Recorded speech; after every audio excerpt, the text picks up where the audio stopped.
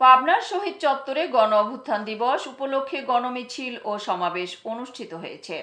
বিস্তারিত থাকছে পাবনা প্রতিনিধি জাহাঙ্গীর হোসেনের রিপোর্টে।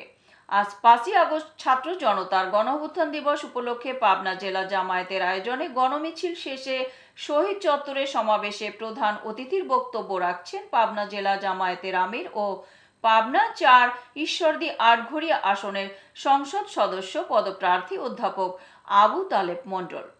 পাবনা জেলা জামায়াতে ইসলামের আয়োজনে বিভিন্ন দিক থেকে গণমিছিল এসে পাবনার শহীদ চত্বরে সমবেত হয়ে মহাসমাবেশে রূপ নেয়।